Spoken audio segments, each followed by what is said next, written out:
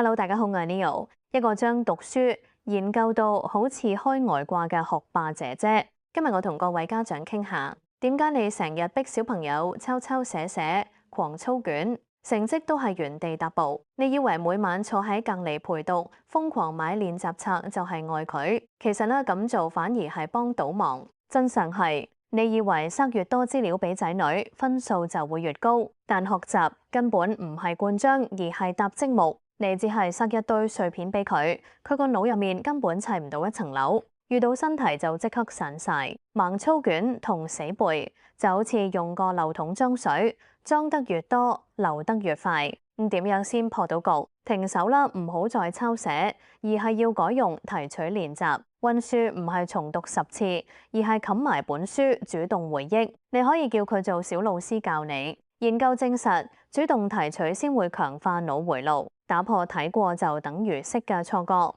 第二，多用精緻化提問，佢做錯題唔好直接俾答案，要追問佢點解你會咁做，個原理係咩？知識需要串聯，建議用項目式溫習法，將同一課題相關內容打包一齊睇，幫佢建立知識網絡。第三，培養獨立判斷力，引導佢拆解策略，問佢呢個方法喺咩情況下有效，咩時候會失效？呢套方法會幫你卸下陪讀保姆嘅包袱。當小朋友掌握到點樣同自己對話，驗證知識，學習就會由被動變主動。真正提分唔係靠時間堆砌，而係靠思維升級。